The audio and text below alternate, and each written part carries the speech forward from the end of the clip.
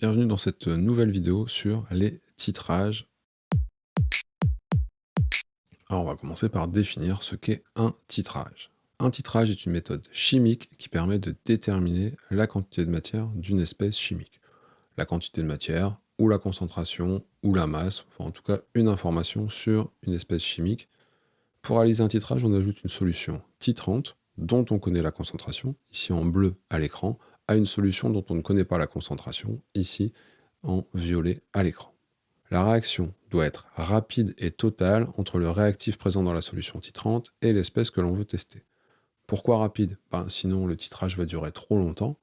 Et pourquoi totale? Parce que si la réaction n'est pas totale, justement, eh bien, on ne saura pas quand arrêter le titrage. Si la réaction n'est pas totale, eh bien, la réaction peut s'arrêter alors qu'il reste encore de la solution à titrer. Donc nous, ce qu'on veut, c'est une réaction absolument totale.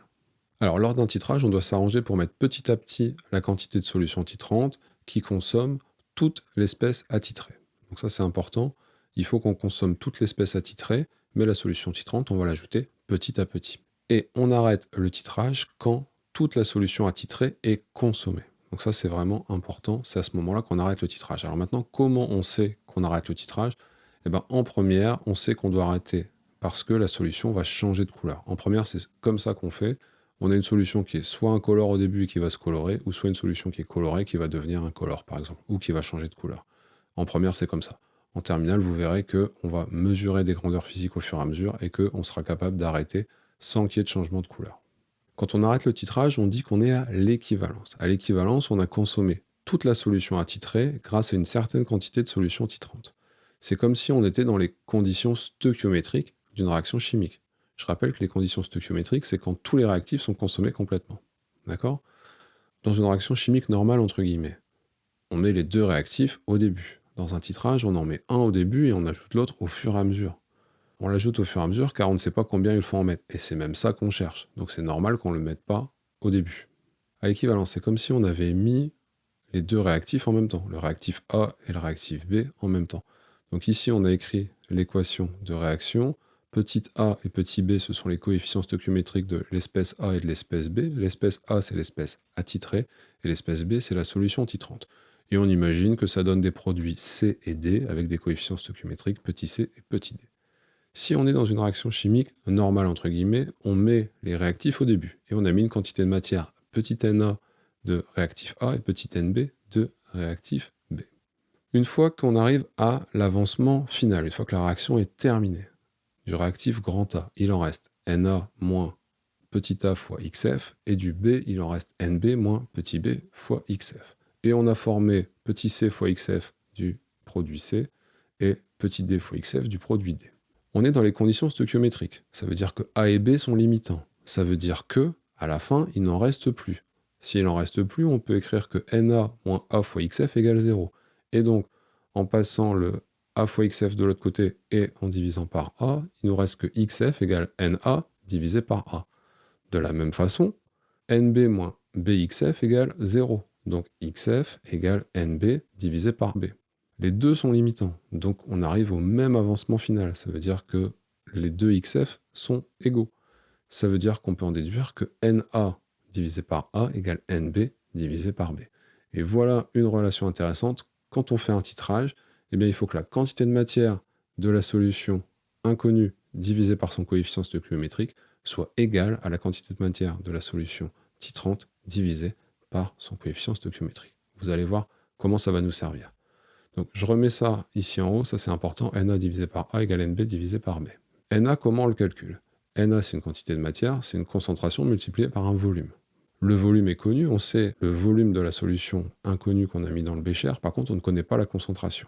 NB c'est la concentration de la solution B que l'on connaît, multipliée par le volume à l'équivalence, c'est-à-dire le volume qu'on a laissé tomber avec la burette quand il y a eu le changement de couleur. Les deux sont connus, ça c'est bien. Qu'est-ce qu'on cherche? On cherche la concentration de la solution inconnue. On peut écrire, maintenant en utilisant Na égale Ca fois Va et Nb égale Cb fois V équivalent et Na divisé par A égale Nb divisé par B, on peut écrire que Ca fois Va divisé par A égale Cb fois V équivalent divisé par B. Nous, ce qu'on cherche, c'est Ca. Donc on va passer le petit a de l'autre côté, il divise à gauche, il va multiplier à droite, et le volume A, il va se retrouver à droite, il multiplie à gauche, donc il va diviser à droite. Et voilà ce que ça donne. La concentration de la solution inconnue est égale à petit a fois CB fois V équivalent divisé par, entre parenthèses, B fois le volume de la solution A. Ça, c'est la théorie. On va aller voir ça sur un exemple. Ce sera plus simple.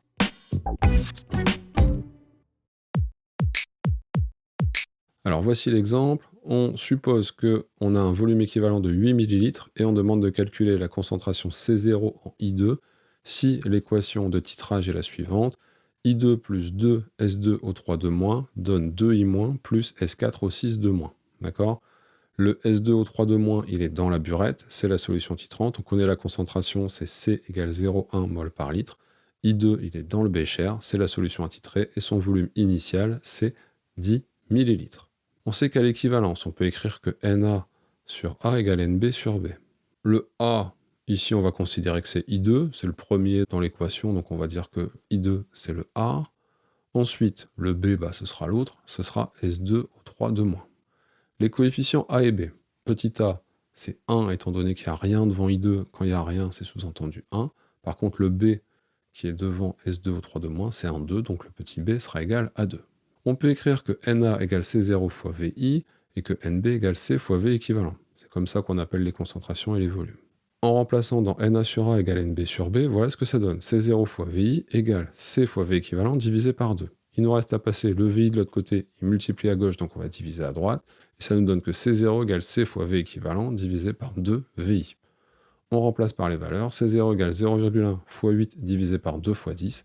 Et ça nous fait C0 égale 0,04 mol par litre.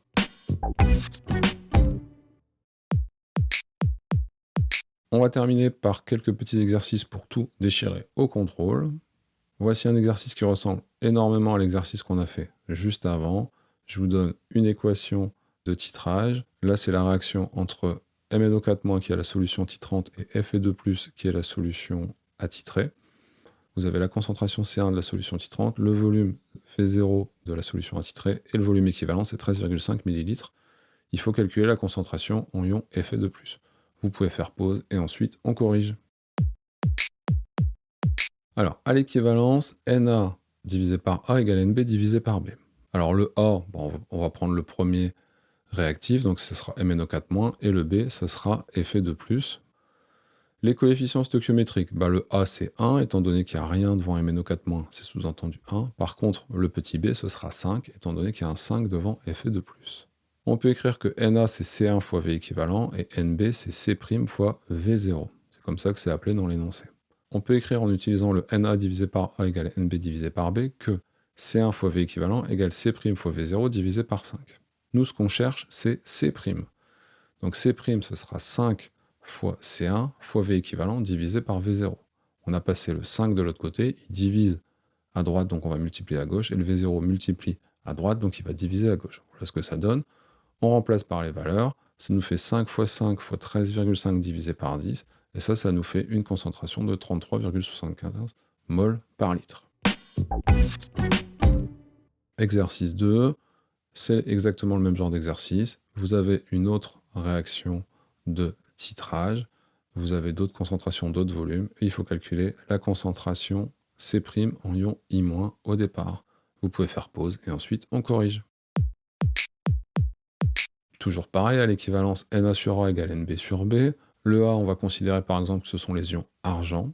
Le B, on va considérer que ce sont les ions I-. Ici, les deux coefficients valent 2. On a un 2 à chaque fois, donc A et B valent 2. Na, c'est C1 fois V équivalent. NB, c'est C' fois V0. On peut utiliser le Na sur A égale NB sur B. Ça nous donne C1 fois V équivalent divisé par 2 égale C' fois V0 divisé par 2. Ici, on voit qu'on divise par 2 des deux côtés, donc on peut simplifier.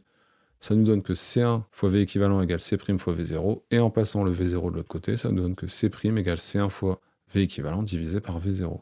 On remplace par les valeurs, C' égale 0,1 fois 8 divisé par 15, et ça nous fait 0,053 mol par litre.